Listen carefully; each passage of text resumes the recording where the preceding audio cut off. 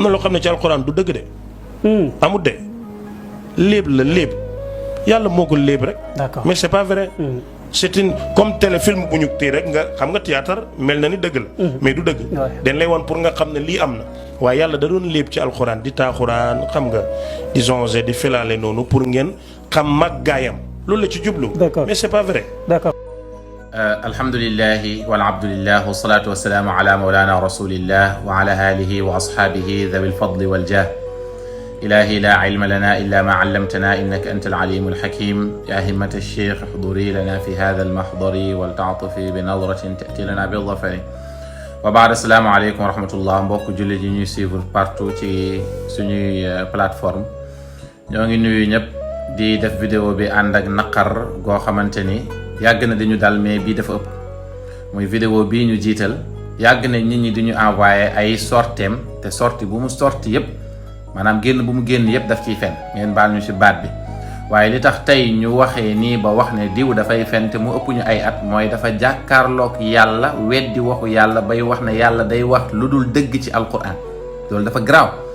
koo xam ne nee nga jullit nga ngay wax ne yàlla dafay wax lu dul dëgg ci alquran te malheureusement ñi ñaa ngi koy suivre keroog ñu ngi ma fi yóndee benn vidéo muy weddi benn xadis boo xamante ni ay argument yu ñàkk fayda la ko weddee mooy fi Yonent bi sallallahu alayhi wasallam di wax naan tunkaxul mar'a li arbaa dañuy takk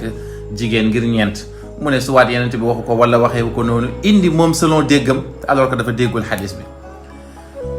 yu mel noonu dafa garaaw mais bii mu wax nii mu ne yàlla yenn saa yi dafay wax di xoolal sax ñàkk teggin bi mu ciy boole ni muy wax loolu la yàlla di waxee waaye yàlla da doon léeb ci alxuraan di taaxuraan xam nga di zonge di filaale noonu pour. yàlla wax nañu ci alquran mu ne laqad kaana fi qasasihim ibratun li ulil albaab ma kaana xadiisan yuftara walakin tasdiqa alladi bayna yadayhi wa tafsila kulli shayin wa hudan wa rahmatan li qawmin yuminuun yàlla ne xamal ne histoire yi ñu lay nettali ci alquran yépp dafa am ay jàngat ñeel borom xel yi yàlla ne maa kaana xadiisan yuftara du wut ay waxtaan yoo xam ne dañ kaa créé dañ kaa sos walakin tasdiqa alladi bayna yadayhi mu ne waaye histoire yi ñu lay nettali yépp xamal ne dafa ñëw pour dëggal li nga xamante ne ci nga nekk maanaam mbir yu weesu la woon yu am yàlla wax ci alquran ne laa yatihi albaatilu min bayni yadayhi wala min xalfi yàlla ne neen du dikkee ci alquran moo xam ci biir wala ci biti